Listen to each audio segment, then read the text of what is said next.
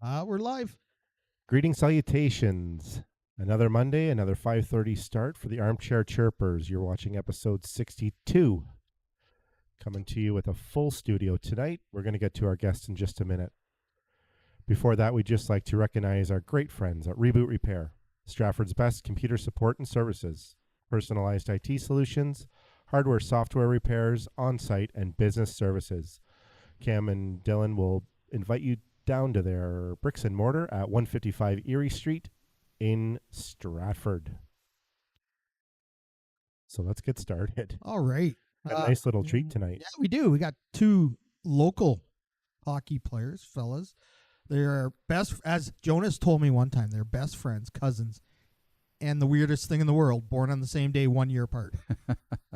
That just blows my mind right there. Cole Lewis, current captain of the Stratford Hunter Steel Warriors, joins us.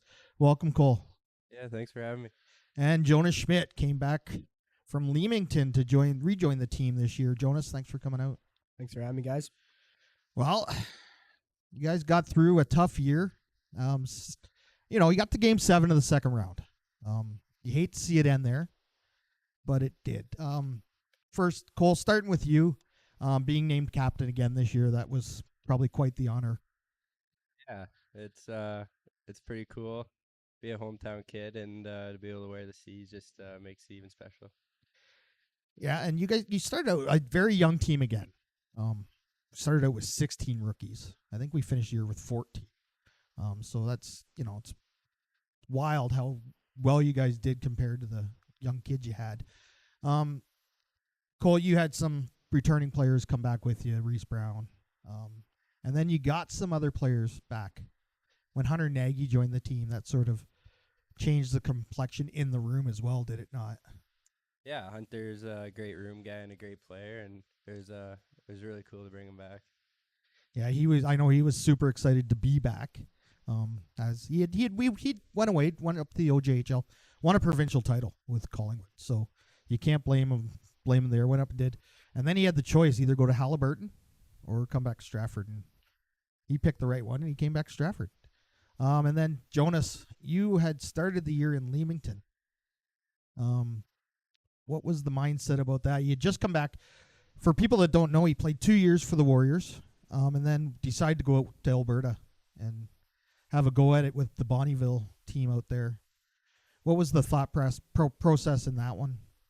Yeah, so I played last season in Bonnyville, Alberta, and then a couple weeks before camp, I got told I was being traded to Weyburn in the SJHL, which for me was kind of just about I didn't really want to live in Saskatchewan, and I was kind of already looking at coming back to Ontario, and so then it was kind of looking at what I wanted to do, and I had Michael Denny was on Leamington, and I got pretty close with him over the summer, so he kind of helped me get that sorted out. Yeah, and then I went to Leamington and played the first half of the year there.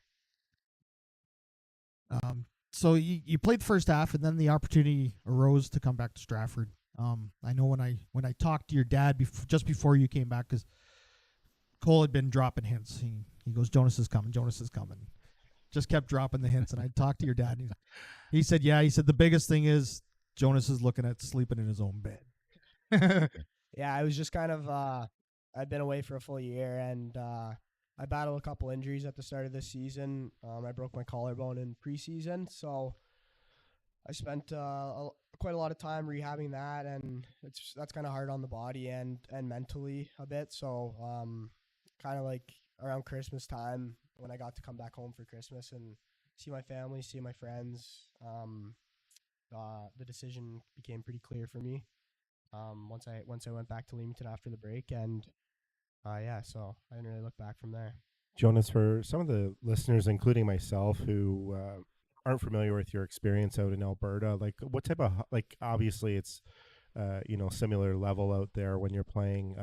Quality of hockey still the same? Is it more? Is it a tier down? Can you notice a difference at all? Like if you could just kind of educate us a little bit about your experience of the quality of hockey in the West where you're playing. Yeah, so I was in the Alberta Junior A Hockey League, And yeah, it was when I first decided to go out there, I was supposed to go to a team called the Brooks Bandits, who I ended up leaving there before I even got there, and decided to go to Bonnyville. So, And not to interrupt, sorry, but that's where Cale McCarr played his hockey. yeah, No big he did, yeah. For so- those that haven't heard of McCarr. Sorry. Yeah, so yeah, it's a pretty good league. Last year they split up a little bit. 5 teams went to the BCHL, which is an unsanctioned league, which is a very good league though. It's probably second in NCAA recruits, I think. So 5 of the top teams went to that league around Christmas. So I think it left the league with 11 teams maybe. And after that, I think it definitely the league became a little bit worse when those 5 teams left. But it's very good hockey. It plays against like the OJHL, and the other junior A leagues in Canada. So yeah, it's definitely like a step up from the GOJHL. But like obviously we all know the Goj is super young and skilled. So it's very good hockey here as well. Well, because it's interesting, like ever since NIL came into play, now NCAA people can be paid, and it seemed to change the whole landscape, like the BCHL, the Alberta Junior Hockey League. Like now, guys can leave junior or like junior A and go down to NCAA, which they never could before. And so guys that have left from the Canadian Hockey League to go down to NCAA seem to be taking guys from the BCHL and the Alberta Junior Hockey League. And like, how did that all, like, what were you observing when guys were leaving and teams were, pulling up? Like, what did you see out there, Jonas? Yeah, I mean, it all started like last year, I'd say, and with the BCHL, with the whole BCHL thing, and it grabbing 5 teams from our league. So that was definitely a big change to start. And then this year with the CHL rule, like obviously it completely blew it up. So, Right. It's it'll impact U Sports teams. It'll definitely impact like the D3 level as well. And yeah, the Division 1 level will just get so much better, and they can pick from anyone now. So like I think just that McKenna kid, I think he just Yeah. McKenna, the Gavin WHL, McKenna. Yeah, So like I think he's supposed to go first round or first overall next year. you're right. He's already announced that he's leaving. So yeah, it's gonna be crazy. Yeah, it is. Like, Is that Bedard's cousin? Yes. yeah. Yeah, who's breaking his records. So Yeah, let because that sink in. a kid like Ty Higgins, who played on the Warriors. Louis, did you play with Ty at all, or was he there just before you got there? Or Jonas, you played with him? Okay. Yeah, I played with him in my 16-year-old year. He was 17, and it's actually funny. We worked out together in the summer, but we didn't really like each other at the time. For some reason. I don't know what it was, but we both admitted after that we kind of didn't like the other guy. So, and it's funny because once we started playing together, he's one of our best friends. So Right. Yeah. we see him like every day in the summer. Well, and it's so cool, that he went out to the Q, had a great career out there, and then as he's finishing up 4 years there, Dennis Williams at BG just, I'll take you on. So now that it doesn't matter, like that is just, that NIL rule now has just opened up so many doors for guys that had played in the CHL, and it's just great. It's going to be better for, I think, everyone, with that all open up now. But Is BG NCAA? yes, They are, okay, for Yeah. hockey. yes, Okay. yeah, just hockey.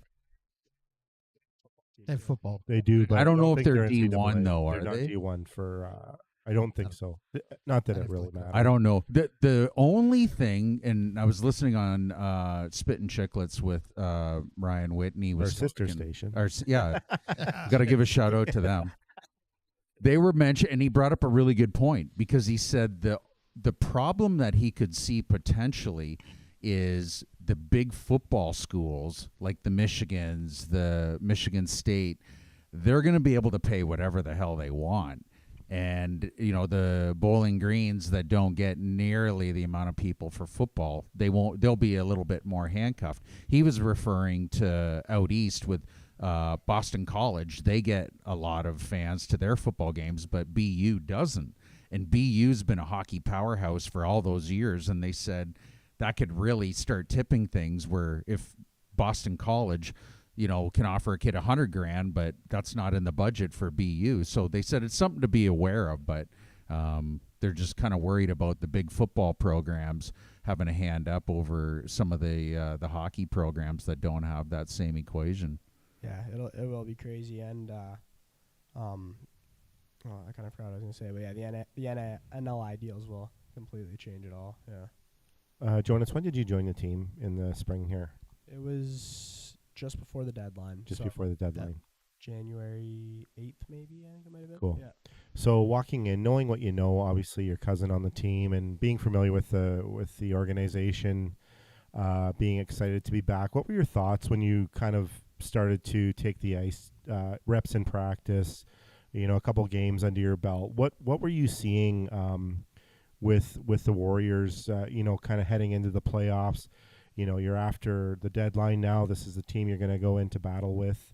What were you seeing? What were your thoughts and feelings kind of heading into the playoffs? Yeah, I mean, it was pretty refreshing coming home, playing on the almond ice again, and yeah, I mean, I knew pretty much like all the guys on the team before I came back. There might have been a couple of the boys that I didn't, but yeah, like it was clear that we had a lot of commitment on the team. A lot of guys that would put the team first, and I think that played a huge factor into why we had a bit of a run there with the younger group. Yeah, guys were So it would have been a pretty seamless transition, Louis? Like bringing in a former player, knows a lot of the guys. Like, what were the guys in the room saying when they first heard about Joe coming back? Yeah, it was a lot of excitement. A few of the guys that have played with Joe, were like, "There's no way." Yeah. And I was like, "Yeah, he's coming," and just so much excitement, and it was just so much welcoming, just letting Joe come in and everyone just getting to meet him that haven't yet, and yeah, we fell together and we bonded really good. So I know when it was made official, Hunter Nagy said to me, he said, "Did you hear it?" I said, "I heard."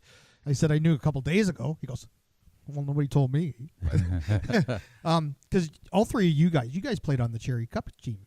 yeah, and Frainer and Brownie too. And yeah. Brownie. So you guys, you had all the experience. Because that Cherry Cup magical run for you guys, and then getting to Game 7 against Leamington, that was a wild time here in the city.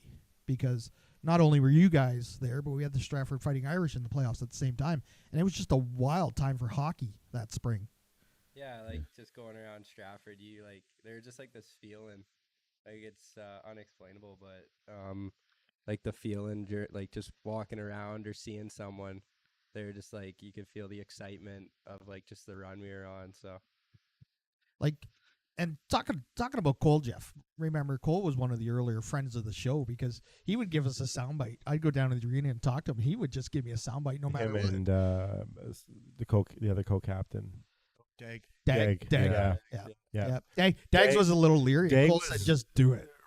Dags was ready for the interview and oh yeah, it's another Friday of the Willie, and you were a little bit calculated. I ain't one of them. Amazing young man. Yeah. But listening to the difference, the contrast to the two of your interviews that Les did at the Almond there, it was awesome to hear. And it was fully understood after that why you guys were co-captains, because you're complete contrast of each other in such a productive way, I think. Approachable and knowledgeable and a veteran on the team. So maybe some listeners don't know, but Cole, you just finished your final season with the Warriors. So I think I speak on behalf of all of us here at the panel. We really congratulate you on a great career in Junior B and the Junior B Warriors, and you'll definitely be a part of the fiber continuing on. Like Jason Clark always says, Director of Hockey Operations, once a Warrior, always a Warrior. So we just wanted to really congratulate you on a great career in Junior B. Yeah, thank you very much. Just one thing I want to talk about. You and I at the beginning of the year, we talked about getting to the 100 points. And you kept saying, "Yep, I'm getting there, I'm getting there, I'm getting there." And then it dragged on a little bit. Did you ever have that in your back of your head that it's not gonna come. Yeah, for sure. After like a few games, I went on kind of like an ice streak, and I was getting kind of worried. But just like everyone's saying, like even just going over to the Schmidt's house and calling, just always like kind of like, yeah, just you'll get there. Just don't really focus on it that much, right? Like just go play hockey like the way you can. So yeah, and I ended up coming along, and And because then you got hurt, right? yeah, And you spent some time with me up in the booth, and I think you're honestly he was trying to take the general's job at the time. Him and Zach Schooley spent a lot of time up with us in the booth this year for some reason. I think they were after both our jobs at one point. Then you got closer. You got to the 97, and they gave you 3 points that one game, and then they took them away. And you said, "Yeah, they weren't my apples, so I wasn't taking them anyways." Because you were a stand-up guy like that. If it wasn't your point, you were making sure the right person got the point. yeah. So were you going to be like Ovi? You didn't want to get an empty net goal for the 100th point, or? No, I would have took what I could get. Oh, yeah, like that's awesome, and obviously it's a different game now. You two guys obviously know that, but Jonas, when we had your dad on and Eric Anderson and Greg DeVries, like just going over, their numbers, like you had your dad who's the 5th all-time scorer in Culleton Warrior history with, 229 points. Like it's just, they're like video game numbers, like but it was a different era back then. It was a run and gun. Hell of a lot of fun to watch. It really was. It has changed. And like, we say that not to take anything away from you, Louis, because obviously 100 points is something to be proud of, but it's just interesting how the 80s and 90s were just different from what it is now. The goalies are better.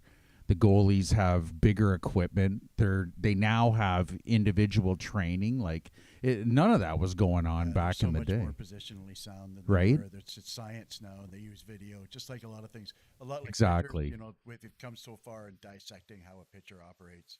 Yeah. Same thing. I mean, they look at spin rate and thing like that. And it's the same thing with the goaltenders. Right. Like, could you imagine a pitcher or a quarterback not having a coach for them? Like, that's what it was like for goaltending. I don't know anything about goaltending, so I'll just let them do what they do, right? Like, and now, stop the puck. Right. Yeah. That's it. And that's all it was back in the day. Like, we had no goalie coaches with the junior Bs back just in the 80s. Some guy standing out in front of you at practice shooting on you while everybody did skating drills. Right. Yeah. Like, you had a guy named Nelson Emerson, and then the next year, Rob Blake taking clappers at you. Like you started to learn in a hurry that you got to figure it out. So, but you're right though. I mean I think that 85-86 team, and we commend Cole on 100 points because we should, and it's a major accomplishment. But that 85-86 team had 3 guys with 100 points that year and 50 goals each. Each had 50. What Heafy had 60, didn't he? Emerson, close. Block, and Heafy all had 50 goals plus. Yeah, wrap your head around that, guys. We had 3 centermen that were 50 goal scorers, and one guy was a rookie. Like it was 16 years old. It was insanity. Well, it was just insane. Eric Anderson still says Colin Schmidt got a point after he broke his leg, and he wasn't even on the bench. So that's how they gave points away freely back then. I heard Andy got an assist on a penalty shot goal one time. Maybe he did. Because you really don't get the blowouts anymore like you used to have, unless you're fair. Chatham earlier this year blowing everybody out for some kidding, reason yeah. except for us. Yeah. But we never really had a game this year where we dominated a full, like, I don't think we were 7 goals or more this year at all. Yeah, we didn't really have we weren't a very high scoring team this year. I'd say our defensive structure and our defensive play was kind of our stronger attribute. But yeah, it's crazy. Like the goalies, I think the goalies are the biggest thing for it. Do you think it helps that Absolutely. they're 6'3", 6'4", like 190 pounds? Like it's unbelievable. 6'3", and you've got the kid in Cambridge, Nisa. Yeah. He's a big kid Yeah. too. What's his name? Wackstrom. Jeffries with St. Catherine's. Yeah, he's always a big boy. Lloyd's a big boy. Like Weckstrom in London, he's got to be 6'3". At least. Yeah. And now they're coming over from Finland, from Germany, from all over the place, right? They can be doing like VR training nowadays too. Yeah. Like there's so much that goes into it. So something that we always like to pick the minds of guests who have played at the Willie when it's full. Can you guys take us through your experiences playing in a full Willie in the playoffs and the magic that happens? Because we feel it in the crowd, and I think that you guys definitely, the first time you experience it, Jason Clark's kind of revealed to us that you've got to get the players dialed in, because it can be a little bit of everything with emotion. So tell us about your holy crap moment. The first yeah, that's what I was getting holy at. crap, but look at all the people here. Can you think of a game that Yeah, like stands out?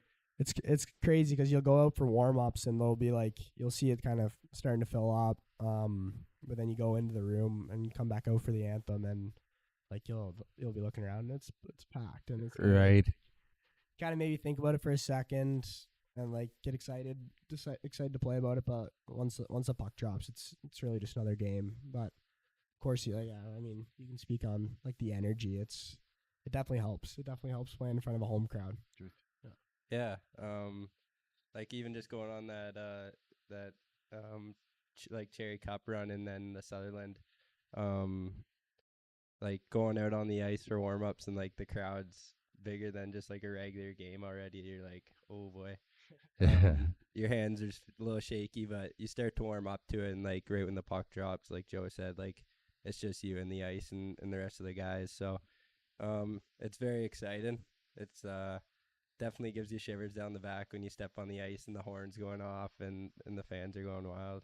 Yeah, it's pretty cool. But even mid-game, you guys feed off of that, right? Oh, yeah. A big hit, a big save, something like when McDougall made that paddle Dive save shot, yeah. in Game 6. Oh against my Chatham. God, with the And the crowd paddle. went nuts when he did that. I'm surely Yeah. that you guys are feeding off. 'Cause I that was, remember. what, 16 that night. Yeah. Welcome to that, by the way. Well, and Hunter was making the same saves at the other end, which was like, yeah, he made that left leg save right before that. yeah. It was a huge save where he went across there. Yeah, because that was like a Game 7 game for you guys. Because Coach Willie said it best, where by the time you guys got to Game 7, you had already played the equivalent of 2 Game 7s, because Game 3, you guys were down 2-0, and you didn't want to be down 3-0.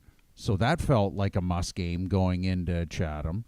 And then Game 6 was a do or die game back in Stratford. So that was an elimination game. So, he just said, our guys are looking forward to this. We've already played 2 Game 7s, in our heads. And Game 6 was just, it was a great atmosphere. Now, you guys didn't get the experience, but they had Small Town Strip Club, who opens our show. And, shout out to those guys. They're always playing great music on our podcast. But the energy was just electric, and it was 1,600 fans that were just creating an energy and atmosphere that you guys needed that night. And Doogie bounced back, had a big game, match Hunter, save for save, and it was just great to see you guys take him to 7, because we were talking about it beforehand, and I said to everyone, Stratford needs to get by LaSalle. They're expected to get by LaSalle, but then you're playing with the house money, and you guys put the fear of God in taking them to 7 games. They thought they had you after 5, and so good for you guys for taking them to 7. But yeah, what did you guys? What was the energy and the talk in the room before Game 6? We knew we had like the guys in the room for it. Dougie stood on his head after that big save. I remember him saying, like, just feeling the energy from the crowd and everyone going nuts on that save. Like he was like, he felt back and going to Chatham, like their arena's pretty similar to the Almond. They got some nuts fans. It's a hostile environment. What I hear. You got like 20 Hostile is you the got word like I've heard. 20 blowhorns going off. And like they don't stop. Like even just making a pass for them, I think there's 20 of them going off. But yeah, like it was crazy going on that, and like just having our backs up there, going down 2, pushing back, like that was a huge like feeling in the room. Like we know what we can push here in the room. Like let's just go out there and play like we can. Right. And then like once we were tied up going into Game 7, like even in the room and stuff, like we felt really good, and just a couple bounces didn't go our way, but we stuck with it right to the end, and it's just how the game of hockey goes sometimes. So when you guys are down like you were and you battled back to bring it to a game 7, when you're really behind the 8 ball earlier in the series, what's the message from your coaches? What type of message is being sent with Willie and all those guys? Do they leave it up to the players, or do they kind of orchestrate some type of focus that you guys can build on, or what does that look like?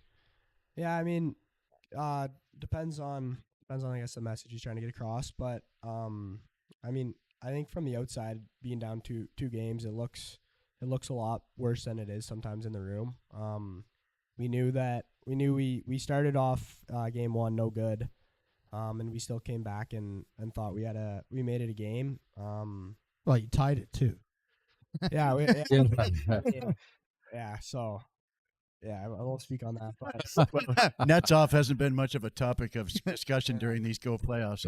Anyway, is it? So we knew we were still in the series, and you got to win 4 games to put a team away. So I think game 3 going into Chatham, we were really motivated, and it was probably the most relaxed I think the group was. And after that, I mean, it was a tight series, so it's just about staying in the moment. And I mean, Willie was good about it. He didn't lean on us too hard and make us uncomfortable, and he had the right things to say in the right moments. So yeah. And all I can tell the people is driving home with these guys after a win from Chatham's a lot better than after a loss. Oh, absolutely. There's not much going on, but after a win, they were getting a little wild back there on that one trip back. Because I'm on the music. Well, what was interesting is Chatham was running at a 48% clip on the power play versus Elmira in round 1.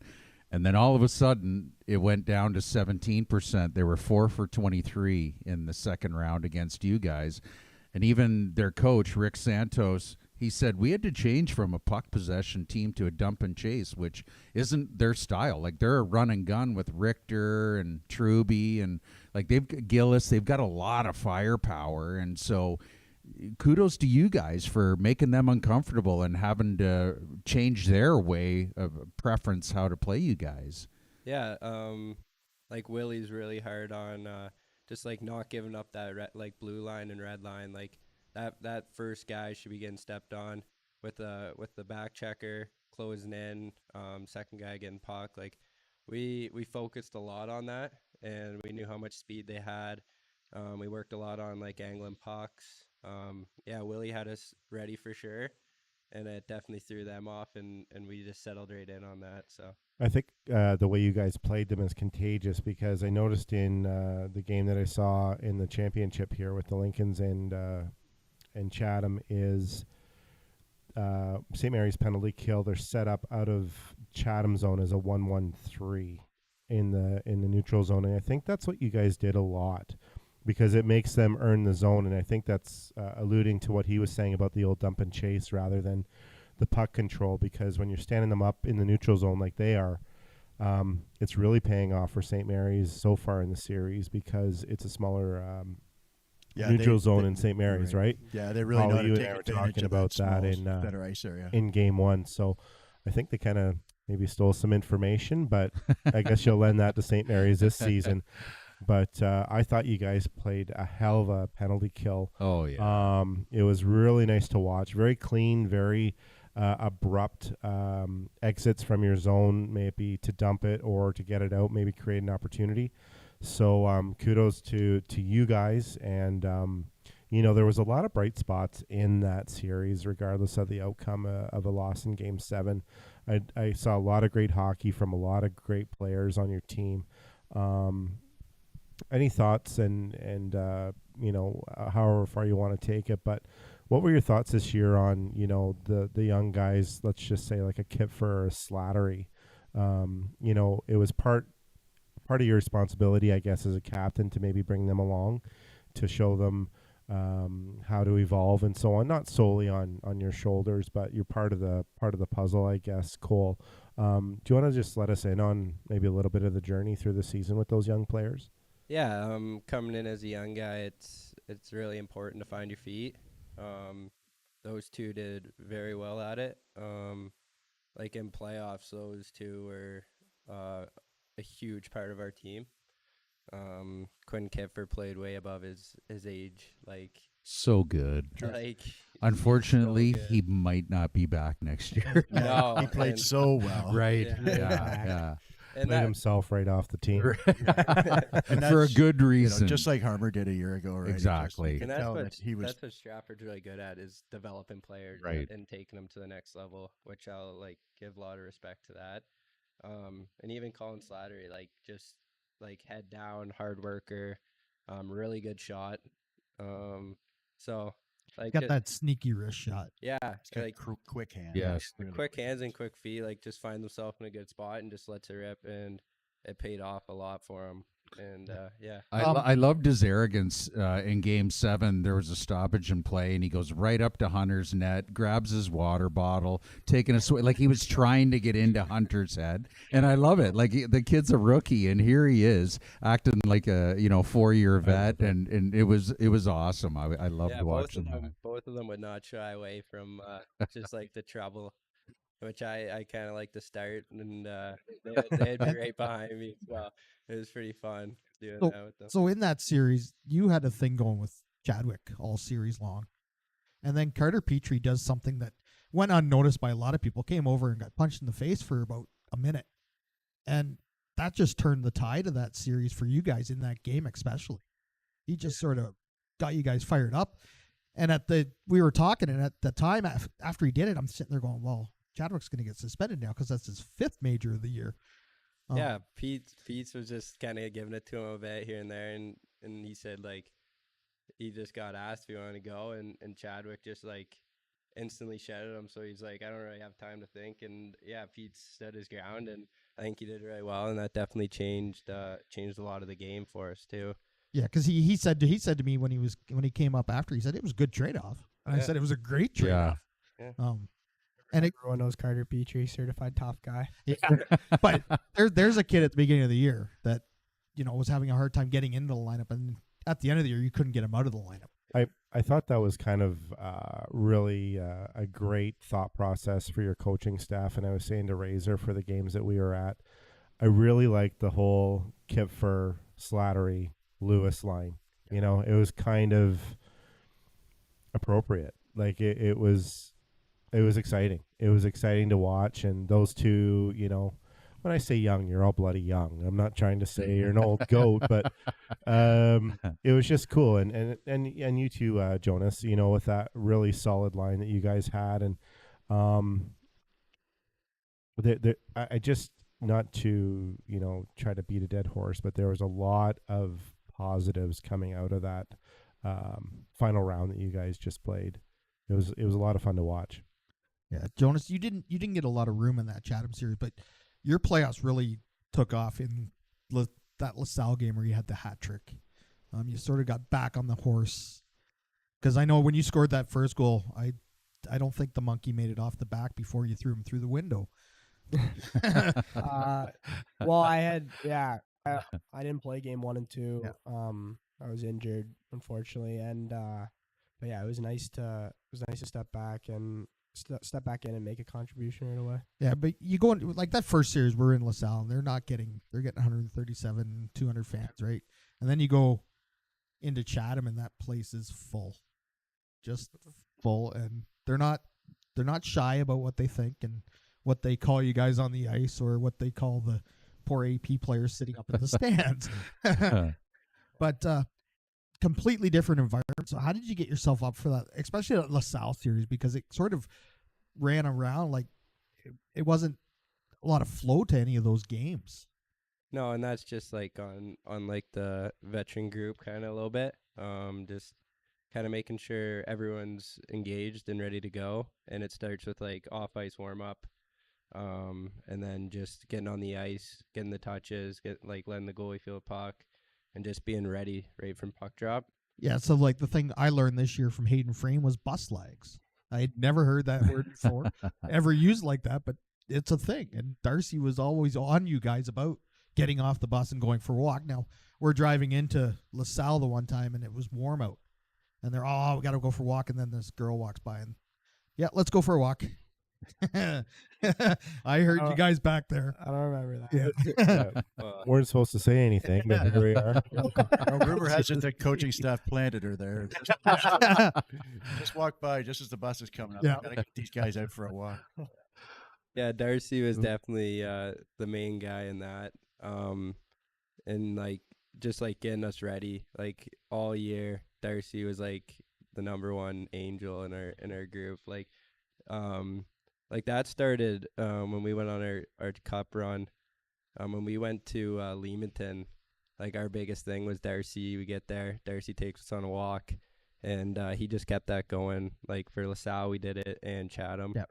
And it just kind of gets the legs moving right from when you get off the bus and then straight into the game. So That's physiotherapist Darcy Trefiak, for those that don't know The goat. Darcy. Cole, your last game at the Almond, I don't know if a lot of people noticed it, but I noticed that you took a little extra time before leaving the ice. yeah, it's a special time. Just knowing that possibility, and just with the crowd, like the crowd it was full, just taking that little extra time in and just keeping it close to the heart, because Stratford's going to be a special place for always. Yeah, because your dad texted me right away. I said, I saw it. Don't worry. I saw it because he said, he goes, yeah, I said, I saw it. I got a picture of the starting lineup that Willie put all you guys on for the anthem, and I thought that was just such a classic move. And I took the picture and posted it, and just the amount of people who acknowledged it and commented on it, and it was just such a great move, and it must have been a pretty good feeling. Yeah, Stratford's they're really special, and it's just such a great organization that's something that they do, and it was pretty cool to be out there on the blue line and with Dougie behind us. Yeah, and that's super cool because like you're going to lose 5 of you for sure, possibly 6 if Kiffer goes up to North Bay, but you're losing Doogie, Wilson, yourself, Schooley, and Nagy. And so, like, what are your plans for next year at all, Louis? I haven't committed fully to anything. I have done an application to Newman College. Kyle Casey went there. Okay, yep, down in Philly. Yeah, and Purdue went there. Purdue's there, yeah. Yeah. So yeah, I got a lot of good like info from them, and Newman reached out through the year. And Dennis Williams used to be the coach there. Yeah. Yep. Yeah. So yeah, I applied there, and then just kind of work it out with my family. Kind of a mama's boy, so not sure. The baby. Well, just get Dad working on your NIL requests for Newman, and see what Dad Robbie can figure out for you. So Saturday Night Hockey legend Rob Lewis. Yeah, the one and only. Speaking of your dad, it's a question that I have. My kid went to Western and played football for a few years, and so that was a bunch of years just hanging around those stands. And I always wore that same stupid jersey with his name on the back, and everybody kind of knew me by the end. Your dad kind of has a little bit of, shall we say, celebrity status in the one end of that rink. And so, I know that probably the person that's going to miss you the most is Jamie Nigro working the bar. And I don't want to start any rumors about your dad, but he had, I'm sure he was buying for other folks at the same time. So what, has your dad mentioned anything about the adjustment he's going to have to make? It's like, what am I going to do on Friday night? Because I did the same thing when my kid, aged out. What am I going to do on Saturday afternoons? I go to London every Saturday. Have you talked to your dad at all about what he's going to do with his time? Actually, when I mentioned it to him the first time they reached out, he's like, "I'll support you anywhere you go." And is the rink licensed? He said, "I'll be there." He said, "I'll be there every weekend, so don't you have to worry about that." That's awesome. So I'm sure it is a bit of a hike down to Pennsylvania, but Yeah. no doubt about it. I'm sure Rob will be able to make it there. Rob and Mom Heidi, good people. Yeah. And as we talk about the disbursement of the team and the end of your career, Sunday was a big day for me to see. Furlong came back from Erie, and he was a billet across the street from us, and his parents came and got him. And,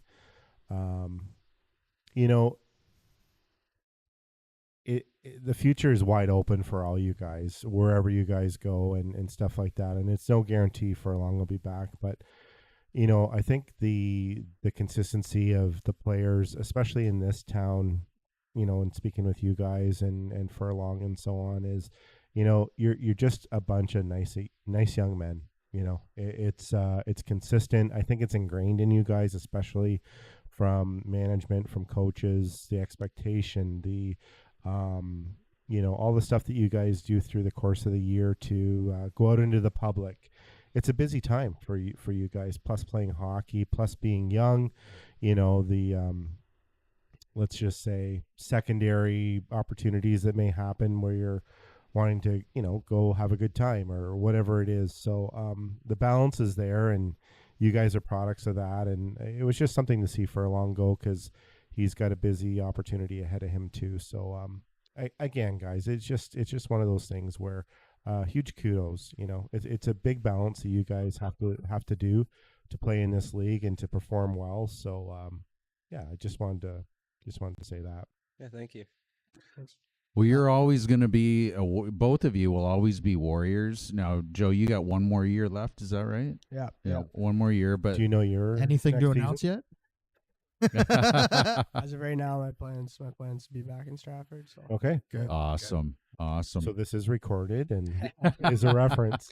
We're live, right? But it's what's great, like in I know that the season's just ended, but trust me, like it'll be 40 years next summer that our team won the All Ontario, and we're talking about a reunion. And I've been talking to Jamie Nigro and Jason Clark about getting the team involved and bringing back Emerson and all these guys. Blake played the following year, but Blake played with half of the guys that went on to Bowling Green, and so he may end up coming back. That's something that we're working on. But just when you're walking into the rink, like even when I walked in to watch you guys this year, you were always a Culleton. You're always a Warrior, and it's just a great feeling walking around the Almond Arena, and that is never going to leave you. You can go to Newman, you can go wherever you end up, but every time Ed Olchuk,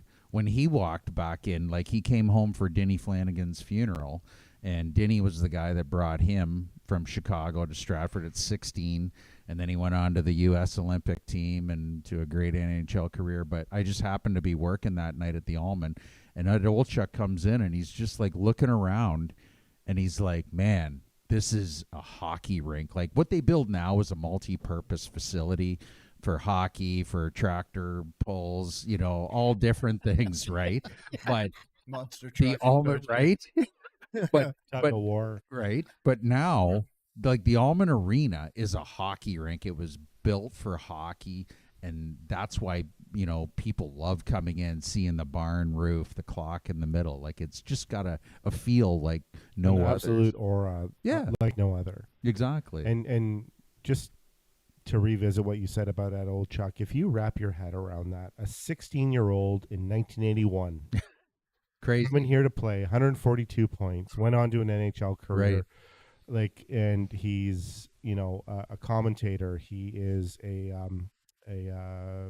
Kentucky Derby guru. Right. All the stuff, and he still talks 45 years later, 48 years later About Stratford. as a 16-year-old. Like there's magic there.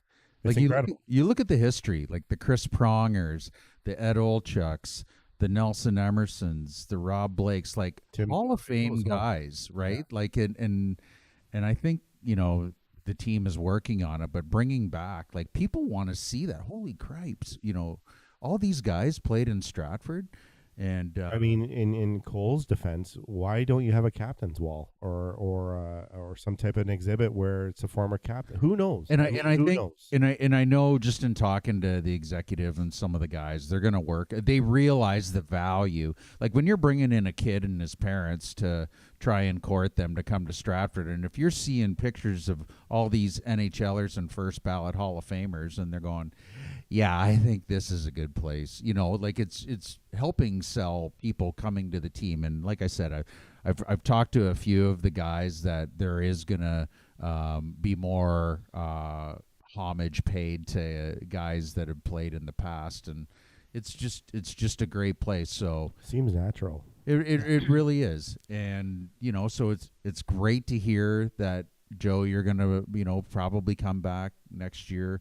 Who knows, maybe you'll end up going to a D1 or to Newman or anything, because the world is wide open, and you guys are going to look back in a few years and go, wow, those were some of the best years of my life, if not the best, right? They just don't have the Kent around anymore. That was our local water Kent Hotel. 10-cent drafts. And they didn't care that we were underage. We would go in there, and they were great. It was a different time back then. But Sorry for rambling. But what were you going to say, Halser? No, I Oh, was okay. just going to say that you're right. They're once a warrior, always a warrior, and that's part of the tradition. Even a guy like me who's been going in that ring for 50 years now, Yeah. and sooner or later you'll be old like us and reminiscing in front of some other young guy. So Well, enjoy it now. We had Tim Taylor on here, and one of his first memories of the Almond Arena is playing for the Tim Hortons minor. What was it? What did they call it back at Brownie B? Brownie B. Yeah, that's what it so was. they used to call Yeah. it Brownie B, which would be like U9 or something like Yeah. that, U8. And he said coming out onto the ice in between the first and second period at the Culleton games was like his first and one of his fondest memories. So, and that's after a 14-year NHL career. right, exactly, right.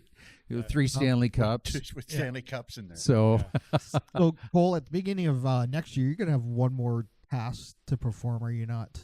With the new captain, right? Just tell me you're going to wash that thing. Yeah, the sweater. Yeah, the sweater's a tradition that they got going. The It's been captain around for a sweater. long time Yeah, because I there's a think- lot of names on that, and it's seen better days, but you still wear it before every game. And So, yeah, I gotta wash that up now and hand it off.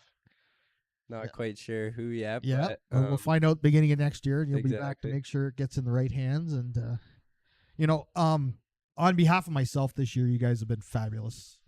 Anything I asked you, you did it, Cole. You did play, but you did the color commentary for the Chatham game, first and third period, and he did the first period. He goes, I'm going to take a break in the second. Then he's like halfway through second, can I come on in the third? So he had fun. It's addictive. It is. Yeah. I want to thank you both for coming out tonight and joining us. And Cole, congratulations on a great year in Stratford, great career in Stratford. Jonas, welcome back, and more next year, right? Yep. Take another run. Yeah, that's the plan. Hopefully, we get you some help back to do it. And just echoing that, guys, like appreciate your time tonight, and just giving listeners and us as well a little insight to, a little day to day and a little bit of locker room conversations that happen. It really helps give a little bit of insight. So, Coley, wish you well. Yeah, thank you. And Joe, see you next year. See you around. See you around. yeah. Maybe at Revel. Yeah. Yeah, come down for Stratford. yeah. Come with your coffee. Yep, That's right. Jonas's parents, Colin and Quick Steph. ad. Yep, they encourage us and everybody else to come down to Revel downtown. My new favorite coffee watering hole. So, That is a non-paid ad. right, Just so we know. exactly. Hey, before you guys go, you've seen both Chatham and St. Mary's. Who do you think's gonna end up pushing through that one to go on and play either St. Catharines or Fort Erie? Oh, Two good teams. Two good teams. You can let it fly because it doesn't matter now. Yeah, but- because you won't be back next year, Cole, so it doesn't matter. Jonas, yeah. stick up for those words at some point, right? What? Yeah, it's 1-1. 1-1 right now. So Yeah. who would you Win at pick, home. Louis? May the better team win. It's kind of one of those situations, but like breaking it down, like St. Mary's is got a little like defensive on him and like some power, like firepower. Chatham's got a lot of firepower, and their goalie's kind of hit or miss. So If but you want to just not, I think it's he'll go okay. game 7, but it's kind of hard to say who will win that because that net Fair. down in Chatham seems to be a problem. Front of the Zamboni And or- in St. Well, Mary's. Game 7 will be in St. Mary's. Yeah. Yeah. So, I think St. Mary's has it, but we'll see what happens. It's gonna be Okay. a good series. One way or the Okay. other. That's what I said. St. Mary's in 7. So, Are you biting your Joe, lip, would George? do you feel the courage? I only played St. Mary's once. I got a couple buddies on. I actually played with a couple guys on Chatham, but I'm gonna give it to St. Mary's. St. Mary's, how many games? 6. 6 Wow. games. Okay. Solid, Write solid that pick. down. And Yeah. we'll We'll see. Putting in what I you're really listening got no clue. So Good. All right. guys. Thanks so again, much. guys. Yeah, Thanks, guys. We're going to take a break and we'll be back after this.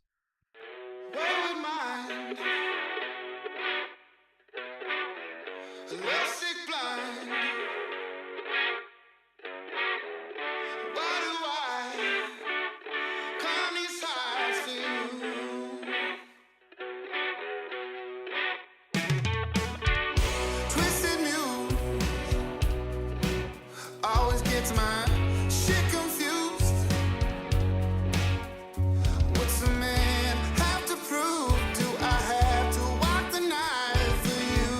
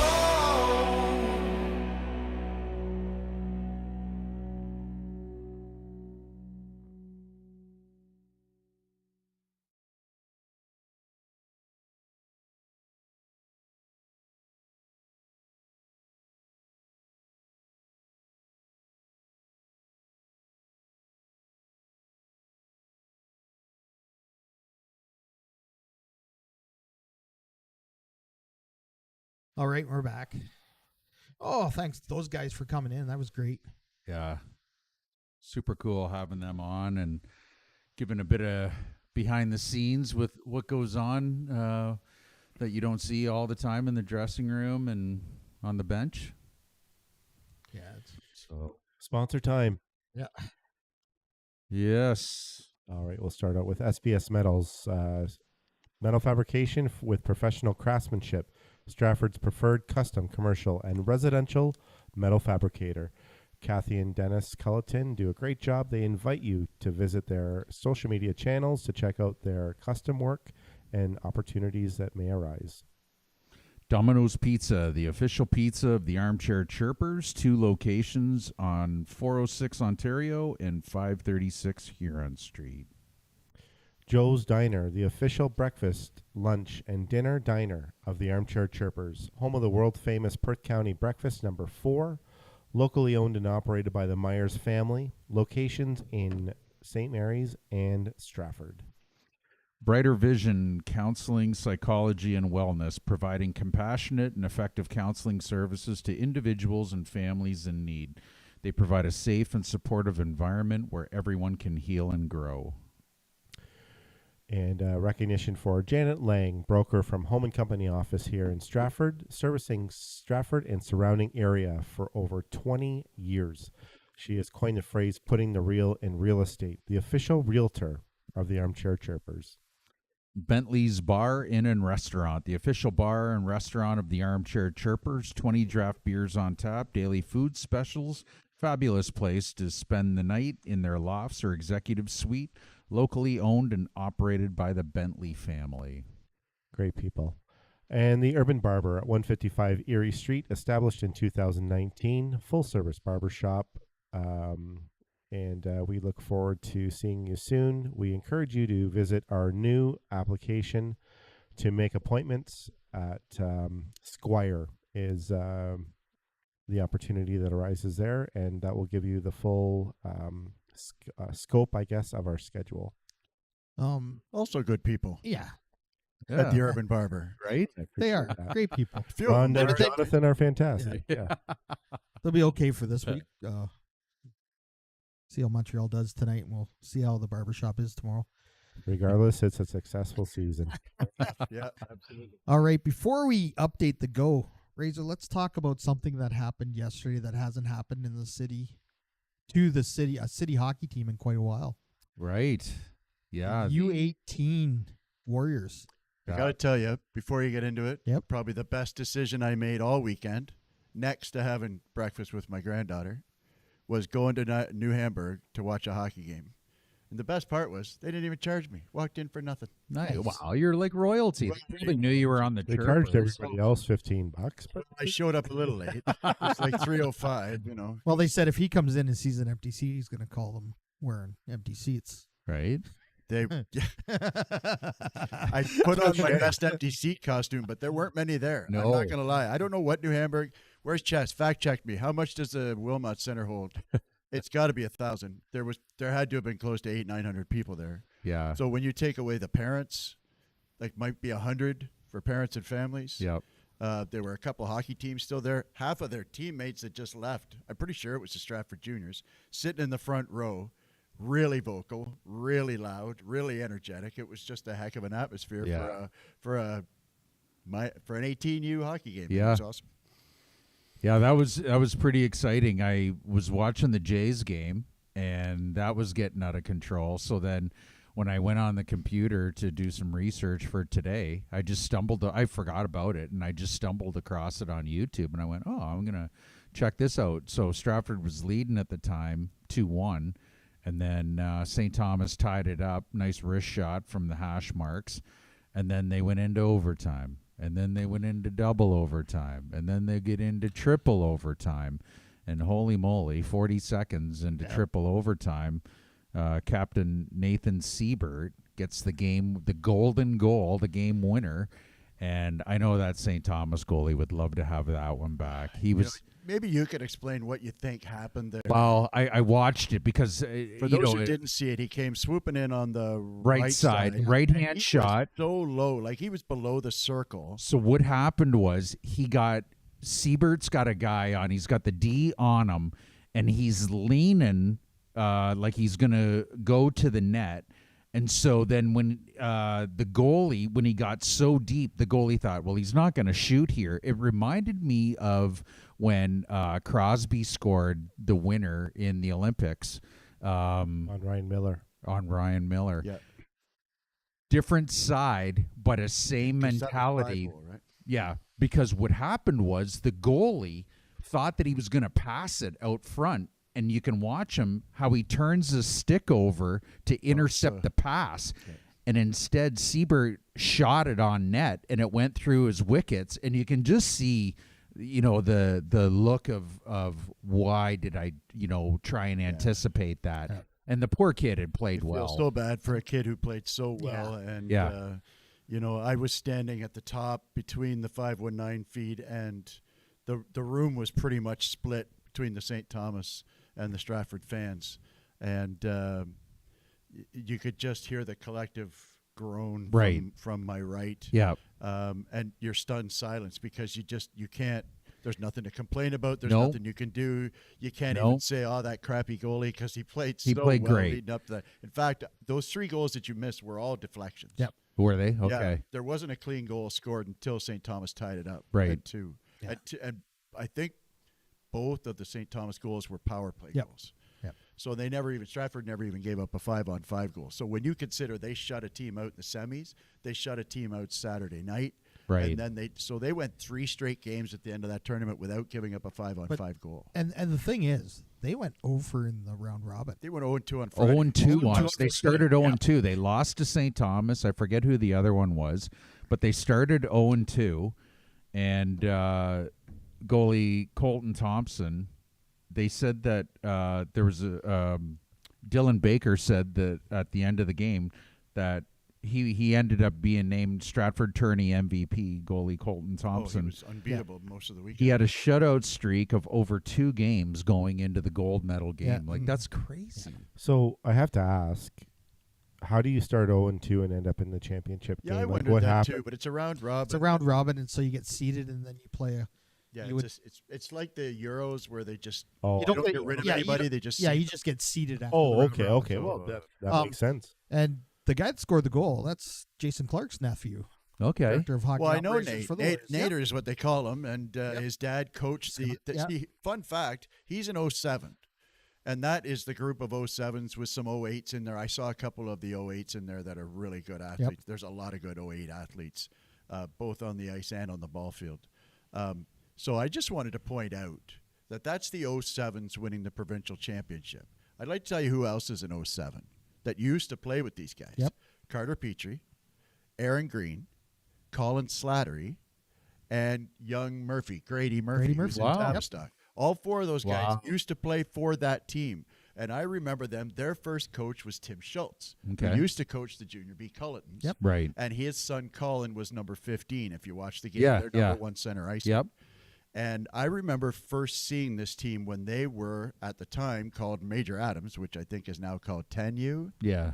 They're in that Christmas tournament when it was still at Christmas. Silver Stick, it's called now. Right. They're in the final. They're up by a goal in the 3rd period. U10.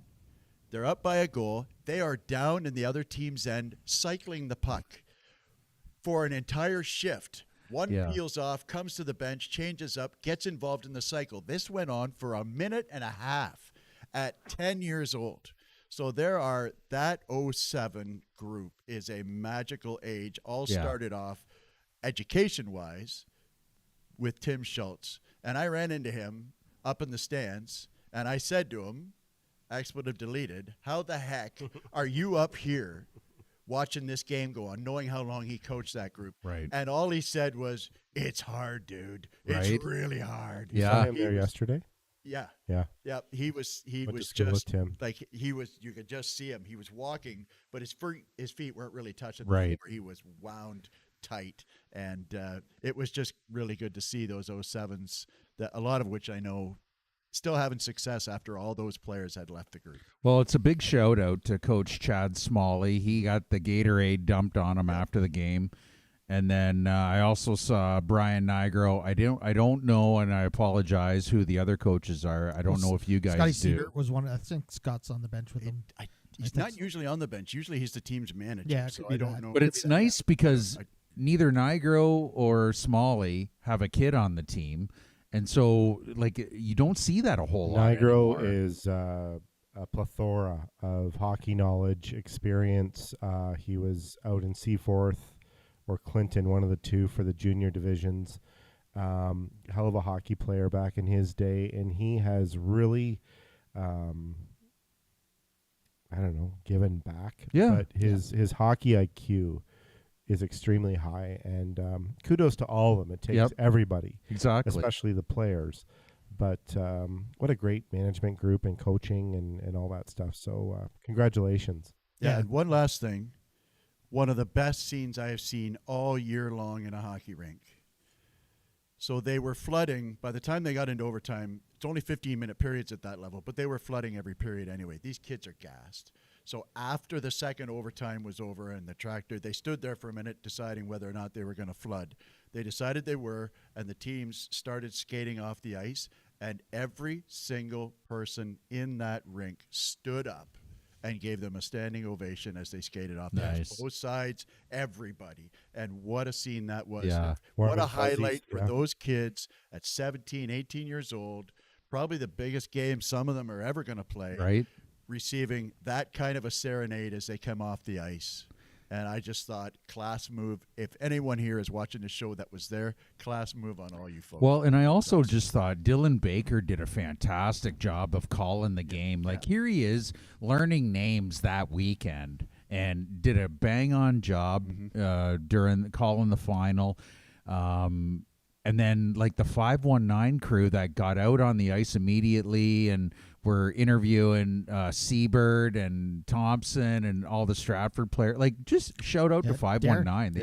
Darren does a great job. With Their 519. production crew is there were second to four none. of them working. Yep. There was the fellow with the glasses that operates the camera. Brandon. That's him. Yep. And Dylan calling the game, and Darren, and then the sound or the tech guy. I don't know his name. I never met him. And the camera, Josh was there. The camera. So yeah, after that second overtime when the tractor was out, I went over to Dylan. I said, "So how's the pipes holding up?"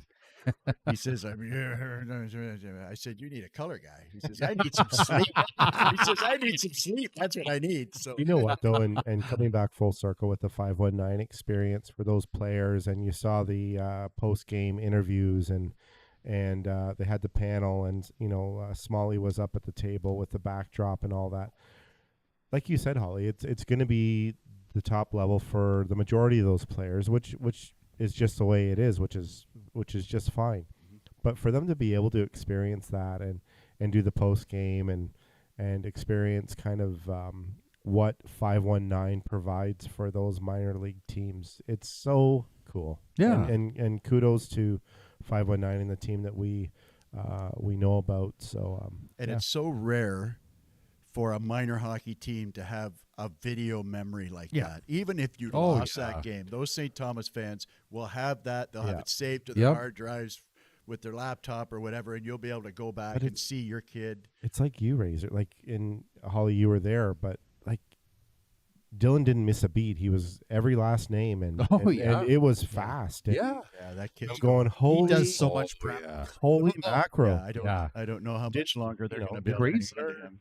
Pardon me? I don't know how much longer they're going to be able to hang on to him. Somebody's going to come knocking on his door. I think once he's done school, that Definitely. And he's got that nice voice. Like he's got that broadcaster's voice, which is just it's one in his hair. I was going to comment. He's got the great hair. Yeah. Kyle Dukakis. he's been doing Dylan, it for you're a long making time. Razor jealous. And with nice that. shoes. Oh, Nice shoes. yeah. No, he's top notch. I was thinking to myself, now is he going to hop in the car and like drive down to Chatham? And no, I didn't think he was going to do anything like that. But No, not even I did that. no, but it One was detriment for me is human. So that's the only thing going against him. You're right. He can't be everywhere. Exactly. So, But but no, shout out to Dylan, shout out to 519, and obviously a huge shout out to the Stratford U18 OHF gold medal champions. 2024, 2025. Yeah. Congrats. Congrats, guys. Yeah. All right, the GOJHL. Okay. Let's talk the Eastern Conference first, because that's going to be quick and easy. Okay. St. Catharines is doing what St. Catharines does. They are they're suffocating Fort Erie, and Jeffrey is playing outstanding hockey in net. Well, and Fort Erie is doing what Fort Erie does. They bounce back. They win at home in front of nearly 2,000 fans regularly. Talk about buildings that are tough to win in. These guys sell out. Like, these guys pack that place. Yep. And John Lloyd is playing at the top of his game in the Fort Erie net as well. Leading And the so league in save percentage. This is such a great matchup Oh, because it they is. are teams that, Fort Erie plays bigger than their size, and St. Catharines plays up to their size. You know what I mean? So Yeah. It's it's a a great big physical series, and I have said to many people, I wish it was closer Yeah. to me, because I want to go. Like, I seriously thought Friday night about driving down to St. Catharines to see game one. So I wonder if I could talk him into maybe a neutral Site. maybe play game 3 in a neutral site, like maybe up in air. Little The only thing is, if Fort Erie just needs to stay away from the penalty box a little more. They tend to get themselves into it was St. Catharines who got into trouble in In game 2. So they were basically the identical game. Yep. Well, they were very similar games in that the home Just team flop, played really well. The home team came out and played physical, and the road team got into penalty trouble. Yep. And I can't remember if it was an empty netter in game 1 or not, but Empty it sure netter in was in game game 2. Yeah. So you knew this game was going to be tight. They both had 71 points in the regular season, so Yep. they were tied. And I believe that Fort Erie won 3 out of 4. I'd have to fact check me there, but Yes, I they think did they won, regular season, I think they won more games against St. Catharines. So that is a game, like, both of these series are looking so similar right now. Right. And you can see, with all due respect to those teams who are not in right now, I really feel like we have the 4 best teams in the Go. Yes. I agree. And I don't think the Go could ask for anything more than what they've got going on right now with these 4 teams, with the amount of people that are filing into these buildings. There was a bit of a disappointing crowd in Chatham last night, 1,100. I say disappointing. 1,100 is still a pretty good crowd. I say that only because they got 1,800 in for the Game 7 against Stratford. So That could be location, though, too. To be fair, maybe it's hard for St. Mary's to travel some of their fans and so on. Well, it's also unexpected to get the same amount of excitement for a game hangers 2. on to show up for a game 1 or a game 2 than you do for an elimination game. And that's why game 7, 100%. all elimination games are going to be of a higher attendance. But I appreciate what you're saying. That's for sure. So we saw the same thing in St. Mary's in game 1. There was just a hair under 1,200. Right. And it holds 1,450 or something like that. Oh, game 6 in Stratford. Game 6 in Stratford. Yeah. They could It's like 1,600. Yeah. Yeah. But those 2 clubs didn't have us pumping their tires. That's great. That's right. Yeah, exactly. But that's going to be a knock 'em down, drag 'em out, long series. I think it's going Good. 6, maybe Good. 7. Yeah. I'm glad it is. I Go as long as Fort Erie at possible. 5, but I now that we see St. Catharines pushing back like that, it's like Yeah, I think they took St. Catharines in 6 or 7. I think you're the only one who took St. Catharines. To be honest with you, I learned my lesson last year. I took Caledonia, and I've been kicking myself ever since. This is by and large a similar team with the same coach as went to the Sutherland Cup round robin last year. So Right. St. Catharines, I have a great amount of respect for. The size of them, they are the biggest junior team I think that I've seen in some time. Chatham's big, but St. Catharines is freaking huge. They're only 6'3" or 6'4". That Duplessis, or if I'm mispronouncing his name, I apologize. But he's like 6'2" or 6'3", 230 pounds. A goalie. No, that's their center ice. Center ice. Center ice. Captain. Oh, Yeah. juice. Yeah. Well, their goalie's not small. 6'3", goalie, 220. Well, Jeffrey's that's Like more. a Keith Primo. There's a bunch of they Jeffries have. is 6'4", I think. When I went and watched them in air, I looked at the lineup, and they had 13 kids in the lineup over 6 feet. Yeah. Crazy. That's big. Like It's a big deal. That's their a big goalie team. does not. There's not a lot of room because he's so big. Yeah. Yeah. It's side-to-side stuff. That's the scouting report. But you got to have the room with all those big defensemen around to be able to 100%. pass it side to side. Easier said 100%. than done, as they say. Yep. Yeah. So yeah, that's going to be a great series. That's the East. So that's 1-1. Yep. What about the Lynx and Maroons? They're at 1-1 too. You've got the Lynx that lost a heartbreaker last night, 4-3. They started off slow. They had They gave up 2 quick ones. Came out a little flat. gave up a power play goal, 5:32 into the game from Connor Hunt, and then Richter got into it. Richter had a couple of apples last night. He still looks hurt. So did they you did get- game one. I will just say about Richter, that kid's injury report, if it comes out, it's going to be lengthy, and he keeps lugging away. Yeah. And as a young player in a junior B league, regardless of who you play for, kudos, man. 'Cause- That guy's a warrior. 'Cause Yeah, he we all really see enough is. games, and we all noticed in the warm up in St. Mary's that he was out there skating around, wasn't shooting the puck. I think he shot it twice in warm up. Once or twice, Once and or twice. neither one was any harder than I was- shoot yeah. it. Yeah. So So he's got to be dealing with it's his shoulder. So we know he's a separated shoulder, but then shoulder, on top of bruised. that, he got Kneed. a knee from Spagnolo in the Yeah. second period too. That Spagnolo got 4 minutes for. Did anyone ever find out what Hodkinson was off for throwing or shooting a stick or object? I'm still waiting. So my understanding is there was an errant stick on the ice and he shot it. He pushed it out of the way. Like it's, Right. correct me if I'm wrong. At the puck. You're Is it not, not- supposed to touch them. Well, is it not? I shot was it going to at say the puck. because. Oh well, that's a horse of a different color. But I was under the understanding that there has been a rule now that you can't even shoot the puck a broken stick off to the side. No, you No, can't you can't. swoop it off to No. the side. No. And the so- referee, but then at the Irish game, the referee picked both pieces up well, and play Yeah, kept that's going. what I want to see a linesman do that. Pick Yeah. that broken stick up when you got him. That's You're what not you would that think. busy, guys. Because Clearly, the one guy wasn't busy. the ruling I was told is You haven't even got to Here that we yet. go. Here we go. Sorry. But No. it, Monday apparent- the story I was told was that the stick is in play, so if it breaks, you have to leave it because it's in play. It's an absolute horseshit. Well, rule. it's a Because what- prehistoric mentality. I mean, with the speed of the game these days, you need to get that out of the way Yeah, to and avoid player injury. exactly. If they Like, step on somebody that trips stick, on if you're that, one on yeah. one. If you're going full speed Right. on an angle and you're 8 feet from the boards and you step on a broken stick, Yeah. you're going into those boards. Couldn't Exactly. agree more. So Couldn't agree Yeah. more. and I understand the spirit of the rule in that there's a lot of interpretation on what you can do with a broken stick. Oh, I just shot it toward the boards. Just happened to skate it and shoot it in front of another, like not necessarily at the puck, Yeah. but just to shoot it in front of a guy who's going this way and he might step on it. You know what I mean? So And the I get blanket that side rule too. is kind of probably in par with a lot of society's rules. Thing is, you today. Yeah. couldn't go back to look at it because the stream wasn't working.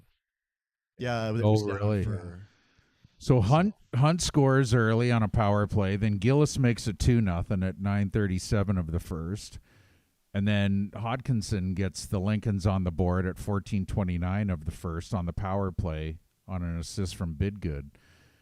So they get back into it. Yeah, that was late. That was about a minute and a half left Yep. in the period. That was a really big goal to help them get back into it, even though they gave up the first one in the second. One of your favorites, eh? Bidgood. I love them. Yeah. I mean, I've said it many times. If there's a pile of players on the ice, I guarantee you Bidgood's at the bottom. Well, and the thing that I like about our experience, Razor, is, not being able to see a lot, or we haven't seen a lot. And, stand beside Brian Hawley, and I say this with the utmost respect. You get an education about who the players are, what they're capable of, what they need to do, how they play, all the great stuff. And, I just, Occupational hazard. Well, I just listening to you, and you're just that Google of information about the hometown Lincoln team, and it's fantastic, and it helps, right? It Yeah. helps with everything from watching the game to being on here and talking in an educated way. Yeah, It does backfire on occasion. Well, Remember Game 7? so there's railings that we stand on beside Holly, and he's got to be at the end. We got to be at He's always- Well, he's 20 and 21. Don't ask. I'm superstitious. I need this railing. Here we are. So there's this older older couple that are standing beside him in Holly's defense in a aisle, so they probably shouldn't be standing there. So they were standing kind of leaning out, and Holly's like, "You're in the way. Get out." "Oh, sorry. It's okay." "No, it's okay. You're just in the way." I remember saying to him, "You're not going to be a problem Yeah. for me, are you?" Because I've been here since September. It's just fun. Well, it was funny for game one because Brian's sitting there and I'm standing beside him, just beside me, and Brian says, "I'll be out in the aisleway sooner or later." We get just into the second. He says, "See, I'm in the aisleway." We're on that aisle, Yeah. on the railing. He grabs When the it's full, railing to I bring just it keep back. getting pushed Yeah. over, and I got to keep pushing back. But no, No, the one it's I was so much referring fun. to was there's a certain player who did a certain thing that was a negative thing during Game 7 of the London series, and I point to the two guys and I say, "That's him. That's the bad guy." And then Razor, being Razor, introduces himself to the guy beside to his left, Who's one who of the course fathers. is that Who- player's father. Right. And it's not the first time that's happened. We won't bother referencing those. Yeah, I've been there. It's just like I say, sometimes It open happens. mouth, It's so think much later. fun, though. It's so much fun. It, Oh, it Yeah, is. It is good. So good. Brian does it more often than not, though. just Yeah. I two or just three like times. I just like the matter of fact with Holly. I'm standing Yeah. here, and no, you're not standing. Get over there. Like Yeah. it's. It's the baseball tradition. I love You it. gotta I just, love it. Never You step know what? on the If you think it helps, then that's what you do. never. Yeah, well, that's just it, right? That's what it's all about. If you believe it works, then it does. That's Yeah. Well, whatever you're used to, it didn't work last night Well, I down wasn't in there. Chatham. But you had they start the second period, and then Gillen scores at 9:35 of the second, his first of two. Then Moore seems to have come alive It'd be nice at for the that right to happen. time. Yeah, absolutely. So Lincoln Moore gets his fifth of the year, or of the playoffs, from Elzinga and Kelp, makes it 3-2.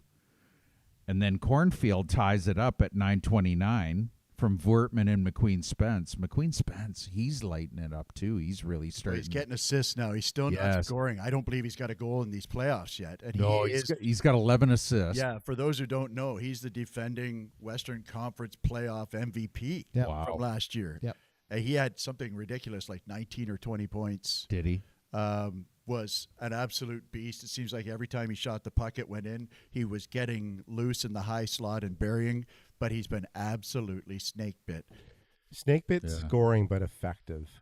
Well, he's still effective. Right. He's still centering the line between Moore and And Morey. and I know Yeah. that They you- have struggled. Yeah. In fairness, they have struggled defensively both in this series and they definitely struggled the on London occasion in series. the London Yep. series. Like, and you don't want to put too much pressure on Lincoln Moore, but they got him for a reason, and so it's nice to see him starting to light it up, and taking some heat off of Hodkinson and Spags and Lee, because they weren't having Those- their best series against London, but those they two are just machines. they are Spags and so good. and Lee and Vortman. In that Yeah. second period last night, the thing I figured was going to happen. They had problems with the net down by the Zamboni door. And this time it was Armelin, and some of the fans online were just up in arms. Was over it the corn cob holder that they have? Yeah. I don't even think they use corn cob holders there. I think they use a plastic straw. The old magnets. Which is frowned upon in Canada. Right? because yeah. you look at those nets and it falls. It's off. It's Well, an understanding that I have too, I wasn't there, but apparently the quote from Armelin after the game was, "I learned from the best." that's right. Right? Absolutely. Well, and if anyone Love it. It's effective. Chatham can't talk No, because Hunter Hunter did does it it. in game one. He did it last Right. night too. And so, At the end of the day, They it's know. frustrating for everyone, and everyone Absolutely. needs to just shut up about it Yeah. because it can't get fixed until the summer. Right. It is what it is. It's annoying for everyone. Yeah. It's just Yep. generally annoying to have Absolutely. games repeatedly And to talk interrupted. about it. I You know what I mean? I had somebody come up to me at the Irish game. He said that net in St. Mary's has been coming off that since he played back in the day. So Yeah, and that's one of the beauties of playing in the Willie is that Yeah. that stays on. exactly. I think it went off once Saturday night. And Yeah, that I do. was- But that was the you need a result lot of, of I think, force. Yeah. Calvin Thompson flying into it. Really, One, really two quick of story Thompson. about Zamboni drivers. Yesterday morning, we were at our Sunday morning skate, and Reneker's driving the Zamboni, and they're running behind a little bit, which is fine. They're great guys. He leaves this like sheet or not sheet Strip? no a bunch of flush. Oh, And the one guy from our group goes, "Are you building a snowman with that or what?" Well, he just turns and it was and maybe I shouldn't have named names. It was all in good fun. yeah. But talking about like just ice maintenance and all that stuff. Oh my God, we were howling.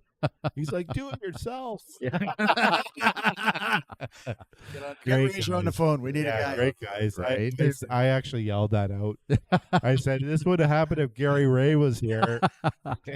He was at the hockey game Saturday night. I was talking to him. So, Redeker? yeah, He's such a good guy. Yeah, he's a great guy. great guy. So Squirrel. then Next you game get tomorrow night. Yep. Tomorrow night, game 3. I think this is. I'm starting to find that you've been in all the barns pretty much. I think these are two of the toughest barns to win in. They St. are. Mary's and They are. Chatham. I think these are St. Mary. absolutely- It's the size of the ice. They're similar in size. but it's that it's that unique center ice that Unique St. center Mary's ice has that St. Mary's mastered that teams makes have them so problems. tough, Yeah. and the atmosphere, all the noise coming down. Yeah, But that is a wild rink, Chatham. It is truly hostile. It Yeah. is a hostile environment. I keep telling people it is, and if you don't believe me, just go down and see a game. Yep, and wear the colors of the opposition, Yeah. Well, whoever they're playing. well, and it Bring your OHIP card. If they go to game 7 or game 6, I will pay somebody to sit with a Lincoln's jersey between the two benches. We won't need to pay. We got Rhett Chessel for that. Rhett, Yeah. job opportunity. You know what though, too, Holly, and every authenticity happens with home ranks, and especially in this league. St. Mary's, there's just that magic. It's so wonderful to be there in important games late in the season, and the fans are relentlessly energetic toward their team. It's nothing hostile. It's nothing that gets too carried away. But I love going there. I love going there. it's just a great Oh my atmosphere. gosh, it's like so good. Like I'm partial to the Almond, Yeah. but Yeah. my second favorite is going to Yeah, St. go to Mary's. the Almond, being from Stratford, you feel like you're part of something Yeah. there. Yeah. But as far as going anywhere else on earth, Yeah, And I love give me I the love, PRC, I love the man. atmosphere. At least we come in late to the Lincoln's game, and Razor's known wherever he goes, so we're trying to get to our seats, and Razor, just a quick word. I'm going, no, go. Well, they were old, sweethearts from back when I played, so they. I'm one just last kidding. dance. I think the thing is we've been to so many high level games in St. Mary's the last 2 years that I've been to in that barn, and it's got its special feeling with all the fans on the. Oh, it's so good. I've tried standing up top, and I just don't like it up there. I like it where Brian stands. I don't mind it where Halsers. You just can't see that right corner. well, That's it's the only pace. That's downfall. the reason I love that. Yeah. is generally speaking, the lower you are, the faster the game is. Yeah.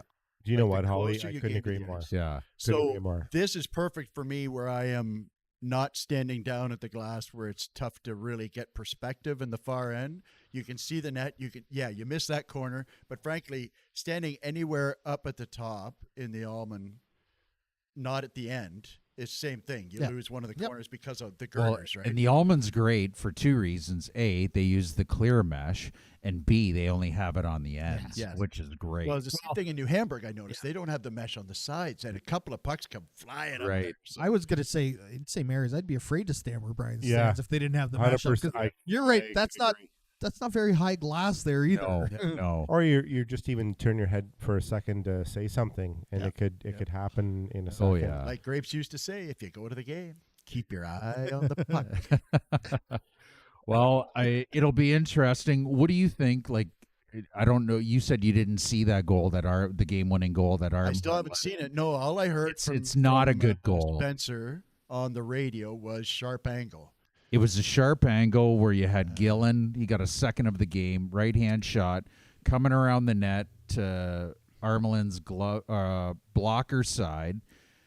Just gets to the goal line as he's coming around the net, and Armelin's down on his knees, butterflied, like maybe an inch over his shoulder, and it looks like in the video that Gillen shot it right over his shoulder. Like it was a bad goal to give up. Like, Well, I mean, probably the first that's- bad goal. I will say in his seen. defense, that's a pretty good shot for starters. Yes. The other thing too is that I saw an identical goal by Cameron Stokes against Evan DeBrouwer in game 2 of the final. The 2-0 goal where Stokes came, he's a left-handed shot, Right. and was below the circle. And De Brouwer was the same thing. He's on one knee and he's ready to fire across in case there's a pass, but he's up against. But there was that little spot underneath, and Stokesy ripped it right up there. And it was a water bottle popper. Yep. And maybe that's a similar kind of goal. That style that we've been talking about with all the changes, it gets you down on one knee very early, and that little tiny shot is usually given to you. And I think especially if you stand where I stand in the PRC, you'll see a lot of times that shot's available. But it's really tough, obviously, to hit. Not only it's tough to hit when you've got time, let alone when you got a D-man hanging off you. Yeah, like Armelin, don't get me wrong, has played lights out. He had a shot He in game one, he would so love yeah, he would love to have that shot back, but he stopped 37 of 41. Gannon stopped 36 of 39. You said that he had a couple of 10 bell saves late in the game. He made one save really late in that game that preserved that win. He come across from one side to the other, and I don't know how he got there that quick, but he made it was like an empty net, and then all of a sudden he's right there. Yeah. Then he gets the glove, and he did that a couple times in the Stratford series as well. He's a hot and cold goalie. Yeah. You know, he has. He said it right. He's a hit and miss kind of guy. Almost two extremes, right? Yeah. Like, and it's a problem sometimes, and other times it's not a that's problem. what I mean. Yeah. When he's lights out, you got a problem on your hands trying. And to he score. is only 17. Like, he's a rookie, right? Like, the kid and Yeah, he and Armelin are both 07s, I think. yes. Yep. And so you got two rookies playing in the conference finals. Like, that's pretty impressive. Well, the question I have now is, are you sticking with Armelin? Well, Or are you going what makes St. Mary's above everybody else is that the guy who is the goaltender of the year Right. is sitting on the bench yeah. behind Armelin. Well, let's go around the table. I think Armelin's done enough to get another start, but I'm not Jeff Bradley. If it were up to me, I guess there's two answers. If it were up to me, I think I'd go back to Houseco. But knowing Bradley, I agree with Les. I think they'll go back with Armelin. Why? Can I ask why? Well, because the line is so razor thin with those two goaltenders. That is, quote unquote, a bad game. 4 goals. Yep. The most disconcerting number from that game is the 41 shots. I don't like the fact that St. Mary's gave up 41 shots. That means Chatham played really, really well. I listened to it on the radio, but obviously it's different watching it. All they need is either one of those guys to start blowing hot. They had Houseco blowing hot early in the playoffs. He was virtually unbeatable. He played the first 3 games of the London series, was unbelievable. Then had a rough game in game 4. Armelin takes over, plays unbelievable in game 7, plays unbelievable in game 1 against Chatham. I don't think it's fair to call it a rough game, but has a average game in game 2. Then the other thing, too, is that I don't like seeing either goalie sitting for too long. So Houseco has had a week off. He's been practicing mostly daily, I'm assuming. It's Junior B, after all. And I think it's time to go back to him and see if he can blow hot. And that'll get you through a couple more wins. And that is the ultimate luxury of a hockey coach, where if my goaltender isn't playing at 100%, I got a guy who won an award this year on the bench who probably will play 100%. 2 award-winning goals. Yes. What a nice luxury. Yeah, that is the ultimate luxury when you've got the top goalie in the league and the rookie goaltender of the year in your dressing room. And so, but this is still the other interesting thing from that game is they dressed the coward kid. Edgar played for Chatham as well last night. Too. And so for game 7 and for game 1 of this series, they went with 5D. Yep. And then they dressed the AP, the coward kid, and sat McDougall. So they decided to go back to 6D. Now, I don't know, the plus minus is not a thing in Junior B, so I don't know what he was on the ice for. I do know that he was on the ice late in the game, in a 1-goal game. So he definitely has some offensive upside. Yeah, and like Chatham dressed that Esom Edgar player as well, and he hadn't played since game. I think he gave that puck away in Stratford. In They gave away the game-winning goal in game 6. Yeah, but he played last night, and he was all over the ice. It should be noted that he also scored in that series. Yes, so. yeah. So who do you think's going to start? I'm just going to be honest, and I will trust Coach Jeffrey's decision. I don't know enough to what the information that you guys are spewing is completely educated and calculated. So I guess I'll just trust the coach. The coach of the year. Yeah. So. Right. I think I wish I could see.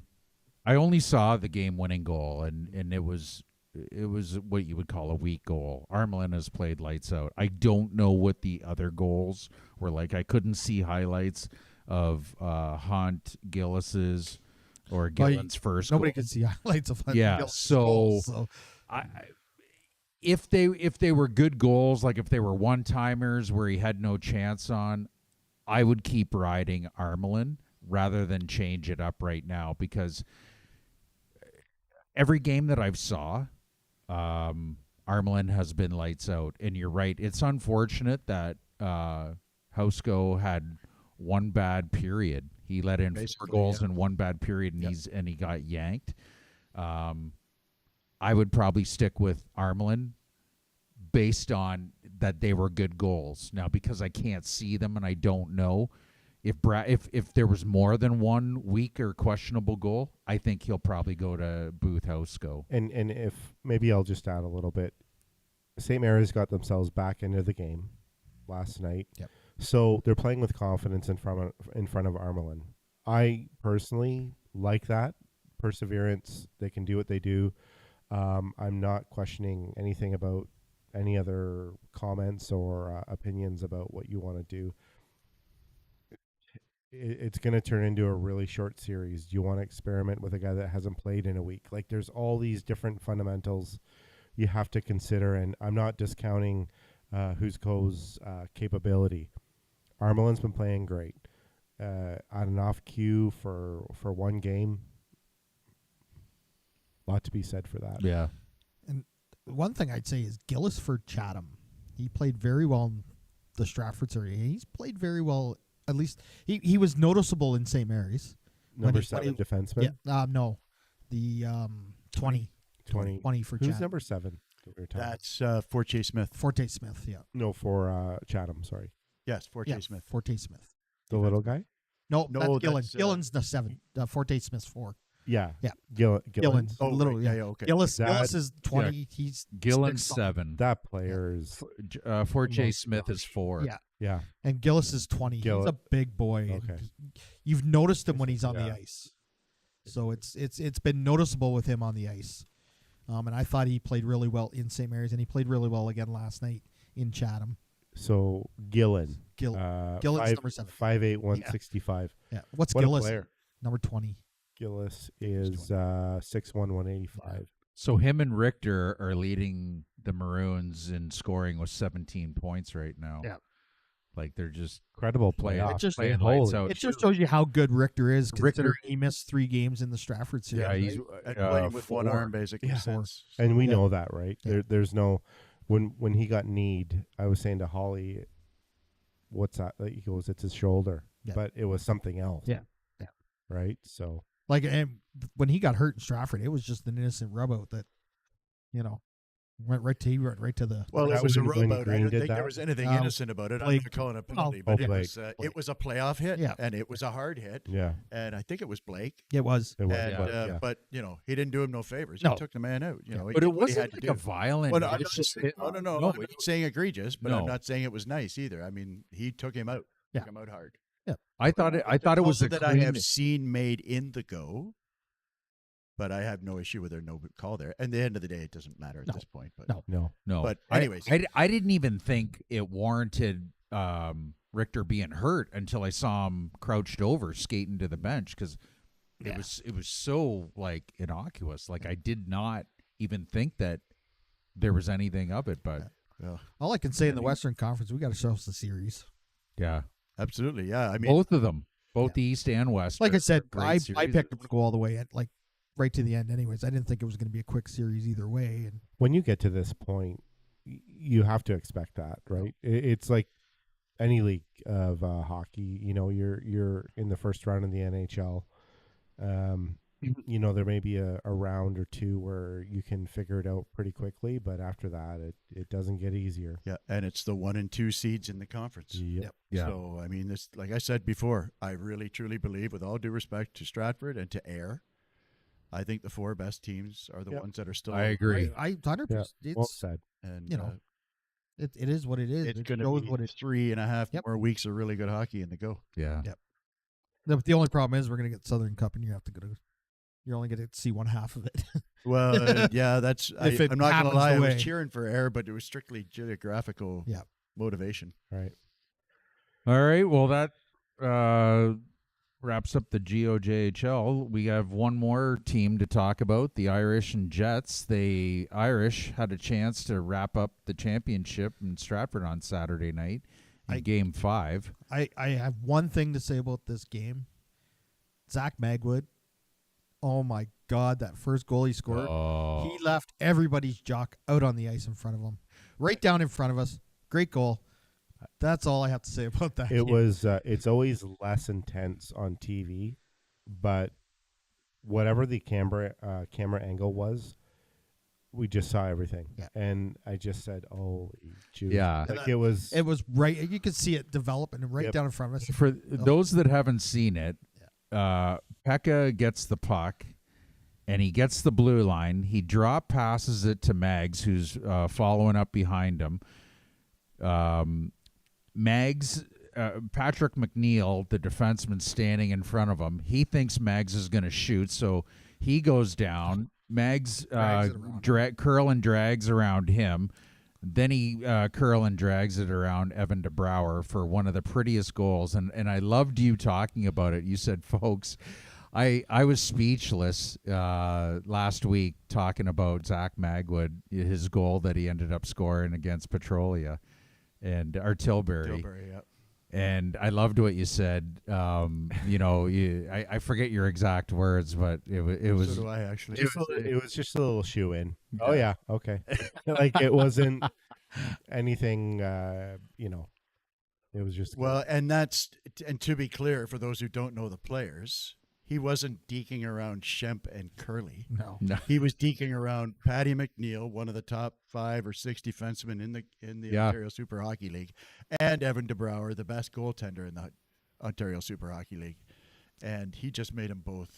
Well, just then undress them. Just McNeil just Yeah. hung his head, going, "I can't believe I fell for that." Like it was just such a great curl and drag to get around him, and then DeBrouwer fell for the exact same thing. Yeah. So unfortunately, that was probably the highlight of the night. Although I gotta say, a lot of people are focusing on the negative coming from this game, and that's probably fair in a lot of circles. I might have some more stuff to talk about that once the series is over, but that third period started off as 4-2 for Strathroy. And Stratford gets the early power play goal, and the building came alive because you could hear the building have a pulse. Right. And at that point in time, it struck me that I was told somewhere around 850 or 900 were in the building. It's the most I've seen in a while. Yeah. Right? Almost twice as many were at that Game 6 for Chatham. I felt like there was at least as much noise and amphitheater in the building from half the amount of people. That building was wound up. They were already fired up from all the stuff that happened in the second period. Yeah. And, perceptions and narratives. But that third period was absolutely cripplingly exciting. My goodness. Well, Pekka starts it off on the power play, like a minute into the third period. He gets a goal from Mags and Henderson. And that was a rebound off of Mags's point shot. And then shortly thereafter, a couple minutes after, McIntyre scores to put them back up 5-3, put the Jets up back 5-3. That was a great shot. Obviously, the defenseman let him come in a little bit too deep there. But a lot of people forget about McIntyre because before the Shrimps and before the McQueens and before the Bucks, McIntyre was pretty much their best player. Yep. And so you can't forget about him. And And a great player at that. and he's a good player. And Yeah. the fact that they moved Amos off the top line and put him down there with Mandarelli on the right side makes a viable. I thought it was a brilliant move strategically by the Strathroy coach to give them more depth because they were really getting beat up on the bottom lines in game one, and to a lesser extent on game two. But you could then feel, as exciting as it was on that 4-3 goal, you could feel the collective air. And I remember stopping like right mid-broadcast. I took my headphones off and went, ooh, it's quiet in here. Yeah. Yeah. But it was a great shot. Like, and you can't blame Weir at at the all. post. There was zero chance of Weir stopping that. And it was a great shot because McIntyre, and I say it all the time, more people, when you get to the top of the circle, use the D as a screen and take a quick shot because the goalie's picking it up late. Mm-hmm. And then when it hit the stick side post, there was zero chance Weir was going to Beautiful stop job. that. Great goal. But then at 10:18 of the third period, remember Mags got loose, short-handed, Yep. and he's coming down the right wing, and he ended up letting one go. It was just him and DeBrouwer, and he let a wrist shot go, probably similar spot, top of the circle, and DeBrouwer did not pick that up in time, and it hit. We were standing up behind. You guys thought it hit the end of his stick, but it actually hit where the post and the crossbar right in the meet. corner. I remember It hearing that. hit it. Yeah, because I could have sworn that It went hit- off his shot. Yeah, And you guys. I felt like it Yeah, should have he- went in. Yeah, He said it twice, and no fault of yours, but the commentary for that was it was that off the yeah, shaft. yeah, and But it he was hit and it the- was actually because we were standing right there, and we all just went, oh, You get that different sound where those yeah. Right. Well, the it was crossbar the and the tank, post meet, you know, right? like That was in- it. It didn't, because he hit the crossbar on the near side Yeah. earlier. right? that was Left yes, side. that was full crossbar. That Yeah, was yeah, full yeah. ting, right? You Yes. could hear that next door. Yeah. You But that literally was hit that on the weld. Yeah. Yeah, Yeah. he hit it right on the weld, Yeah. and he had DeBrouwer beat. Like DeBrouwer did not even move. That was, yeah, he was. Like he was thinking glove because you mentioned it. You said, I don't need to coach Zach Magwood, but you might want to stop shooting on DeBrouwer's glove. Like in the second period, he snared another one. Yep. And so I think Magwood heard you and decided to go blocker side, and he had him beat stone cold. I hear he's watching the broadcast between shifts. Yes, yes. Anyways. Instead of going to the tablet, he's Or going to maybe it was his father Dan, who I'll shout Right. out to his dad Dan, who I met game 3. I had a nice conversation with him between periods. So maybe Dan's saying, "Hey, Holly's telling you to shoot block." Right. But then Because- shortly after that, you had Brulot on a beautiful feed from Thiessen right in the slot. Mhm. He was able to bury it before DeBrouwer could get over to his glove side. I was going to say, in fairness to Mags, it was high glove, Yeah. Right? but he was a little closer. But it was just a great pass from Thiessen in the What slot. was there, about 8 minutes left, something like that? Or was there that much time? Yeah. And then, but this is where things could have changed. And I know we're not going to get into the referees and all of that stuff, but Oh, we won't talk about the You'll- spear. But you'll remember McNeil slew-footed Thiessen right before that goal. Yeah. Thiessen was skating backwards, and McNeil, right in front of the referee, came up behind Thiessen and took his left foot out, and Thiessen took a tumble, and I'm like, there's an interference play, like right there, and the referee Well, didn't call it. All I can say is a lot of stuff happened right in front of the referees. That didn't get It, called, it was but just mind-boggling. As I said, I'm Yeah, not saying stuff, and but I ain't stopping you guys. we want to be. Well, it's up to you. I'm not going to say anything, but You don't want to sound we- like sour grapes because whenever you hear like Alvinston complaining that they lost the series to Strathroy, it was because of the referee. And folks, the refereeing was deplorable. It was awful. they were giving out the armbands, I think, in the gumball machine in the lobby. Yeah, and There you go. it's unfortunate because which goal was it? It was Carrera's goal. I like to think The more fourth- the fourth goal. the product of the talent in this league. If it was done consistently, I'm not saying there isn't missed calls. I'm not saying that there isn't opportunities where this hockey is so fast where you miss something. It's completely different. But there's grave concern for some of the things that are happening in these games. It's not about Strathroy. It's not about Stratford. It's about calling an efficient game as your role with the bands on, or even the refs. It was That's all it is. I know you're licking your chops there, Holly. But Well, you know what? There's a narrative out there that a lot of people have heard and a lot of people are talking about, and socials really blew up. Yep. I am actually shocked that the comments weren't disabled on the Ontario Super Hockey League Facebook page after the final score was posted, because there were a good 65, 70 comments made. And but the one I will speak to, though, is that there were two people specifically who called Trey and I out for being biased. And I just want to admit to those people that I'm guilty. But just as a fun fact, if you noticed at the start for the pregame, I'm dressed head to toe in Irish garb. and so's Trey. And so is Trey. We are from Stratford. We work for Stratford. We wear Stratford Fighting Irish garb. Spoiler alert, we're cheering for Stratford. And so there are times when I get slightly over exuberant. There are times when I get frustrated.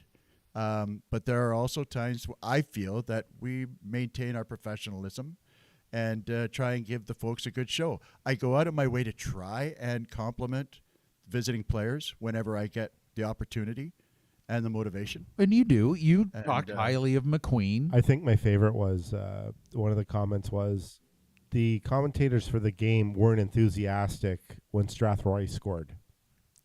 And they're right. They're absolutely right. And Trey goes, "Yep, Yep. no, you're right. Yeah. I don't Right. work for the OSHL." yeah. That's The other 100% comment that correct. Trey made, if you want me to get excited about the Strathroy goals, tell your boss to give me a call, basically saying, hire me on, Right. and I'll get really excited when your team goes. Absolutely. So Well, there's all I just want to have a big heads up to everyone who's listening. If there's a Game 7 Saturday, I will likely be cheering for the Irish again. Shocking. But you are calculated with your observation of Strathroy, and you did feed out a lot of I feel like positive observation with their great players. It's a good team that Stratford's playing, and I think you noted that multiple times in a very respectful way. I don't know why that wasn't noted, but Well, that's just me. we don't focus on the positives. That doesn't sell, Yeah, it right? doesn't There's always those who. But I will also want to publicly thank the 3 or 4 people who went on after that and complimented Trey and myself. A couple of people referred to us among the better crew in the league, and that's very flattering. And thank you for that. You guys, I'm telling you, like, I went back and I was watching the highlights because I missed the first 2 periods, basically, coming back from London. I caught the third live. But when I watched you and Trey with your pregame, it was so good. Like, it wasn't like you guys talked for like 5 minutes. You guys talked for a good 15, 20 minutes. Yeah. Going over the power play, going over the penalty kills. You had the graphics. Like, Yeah, that's on Trey. dude, It wasn't me. like, it was so good. Now, the only thing is you held the graphics up so long that I couldn't see your faces. But That but is, keep in mind. that's on purpose. Yeah. The graphics are always prettier than the guy talking. I guarantee you that. he's got the perfect radio voice. I've got the face for radio, man. Yeah. Absolutely. My mama told me that from a You young guys, Oh, though, like, in such all a good honesty, job. like, and I'm saying it not just because we're good buddies. I'm telling you that it was really informative, and you and Trey are so good in that It's- pregame. Like, But it it's was it's really good. educating Yes. viewers. It's educational, because when you're tuning in and listening to you guys, it wouldn't matter if you were for Tilsonburg or Tilbury or whoever it is. You guys have really got your stuff together in the pregame to help people along, going, well, what's really going on in this series? Maybe I missed a game or whatever it is. And when you preface it with all the stuff that you guys prep for, I couldn't agree with Razor more. Like, such a well done job. Yeah, and Thanks, you guys. well, and you guys are talking about Buck and McQueen. Like, yeah, you guys are employed by the Irish, but you're the first ones to point out, look at Stratford needs to Yeah. watch these guys. I love Bucky, man. I think he's the alpha dog in that. Right, It's just and such a great and hockey you, player. even though he didn't do a whole lot there in Game 5, McQueen had 3 helpers right off the hop, and like just your analysis and like it's awesome. So Well, thank uh, you. I didn't read the comments that you were getting slayed. I'll but tell you what my comment was. They're a bunch of homers. No, I'm just kidding. Yeah. they are. I didn't 100%, and I don't read blame them. But like there's been a lot of chatter going on over the 4th goal that McQueen came out of the penalty box and was 2 feet offside. Like it wasn't, and and I know you're gonna get into it, but the like at a later date, but the referee or the linesman had his arm up and then Waved went it like off. this. That, And that turns out to be, a huge goal. It wasn't the winning goal, but it was the 4th goal. And it was just blatantly ridiculous. And you guys called it, both you and Trey called it out. Like, and you guys are 50 feet. To me, if anybody watches a game with me, I'm usually the first guy barking that out. And Yep. I don't. That's one. I don't know what it is about it, but I tend to have a good eye for offsides. And I thought I wasn't sure because I think in my defense, I have often said, and Trey even said that on the broadcast, you regularly side with the linesman on close offsides. Yeah. The thing that I noticed, I guess the only thing different, and generally offsides is something that is, with most linesmen, they will always call offside if they're unsure, because that doesn't cost you anything. Right. An offside, when you Right. call it offside, they may say that wasn't offside, but the last thing you want to do is miss one and have it end up in the net, and then you got a real Right. storm on your hands. And I will also say this: I'm going to stick up for this guy. It was a blown call, but I've been an official in a baseball game many, many times. And I'm reminded of the one time that I was working with Mike Gould. It was a 22U game. I was on the plate, and he was on first base. And a rocket went down the line, and it was a good 90 mile an hour. And it darn near took Gouldy out, and he spun out. And so even though I had absolutely no line on the play, I saw him spin out, and I come out making the call, foul ball. And just as soon as I put my hands up, he spins back around and points fair. Oh, geez. And same thing. That is a blown call. Yeah. And, that's probably the only really egregious miss we had all night, but that was bad. So I don't want it to be tied in with the narrative that's going around social media about the level of play, because that was just a plain old-fashioned garden variety blown call. It was at a shitty time in a crappy situation, and it may or may not have affected the outcome of the game.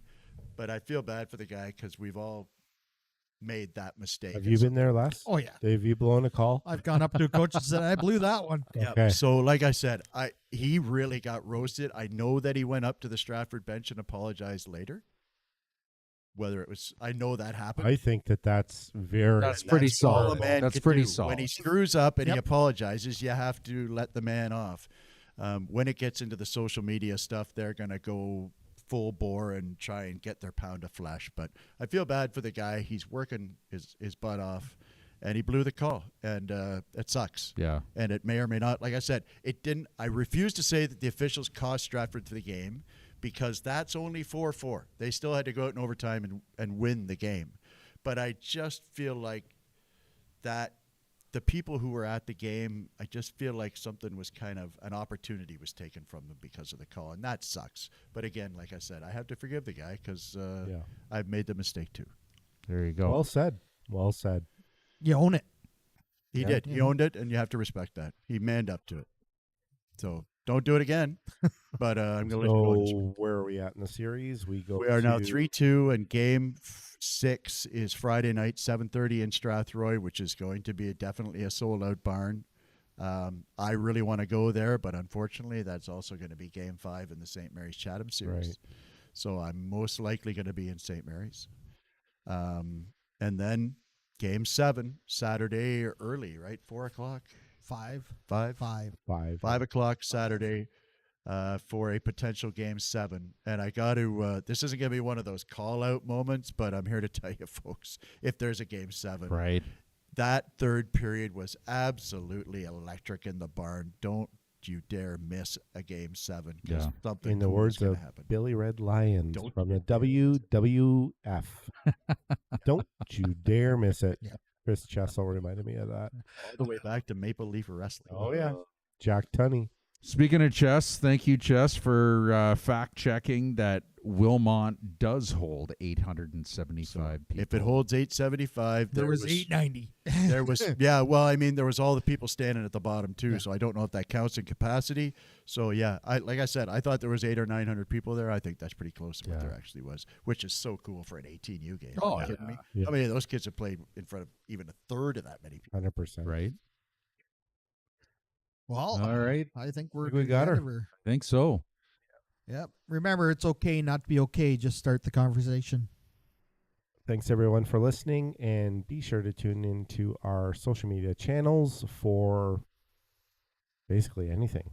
Future What comes next? future guests and, just some fun whatnot in there. So thank you so much.